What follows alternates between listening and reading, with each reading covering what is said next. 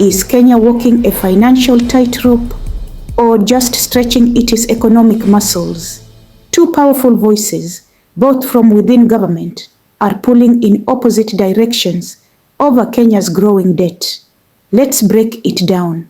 Cut to headline animation, debt divide, Mbadi versus Nyoro on Kenya's billions.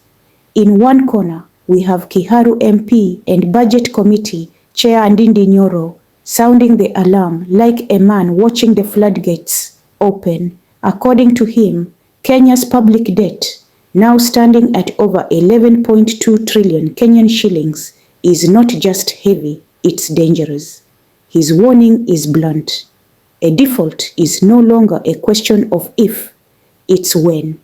Nyoro says the government is borrowing to pay off other loans, and not at cheaper rates. He paints a worrying picture. Imagine replacing a 6% loan with one at 10%. That's not just unsustainable, he argues. That's financial firefighting with gasoline. And as President Ruto prepares for a trip to China, Nyoro's suspicions grow. Is another major loan on the way? He fears the debt hole might get even deeper, but not everyone agrees. Enter John Mbadi, Kenya's Treasury Cabinet Secretary, and he is having none of that panic talk. In his words, Nyoro's remarks are irresponsible and could scare the public unnecessarily. Mbadi admits, yes, there's some pressure, especially with major loan repayments due between now and 2032, but he insists that Kenya is far from collapse. According to him, not a single default has happened. Salaries paid, schools funded, security running. Even better, Mbadi points out that from 2034 all the way to 2048, Kenya will have very little external debt to worry about. He's urging confidence, not fear. So, who's right?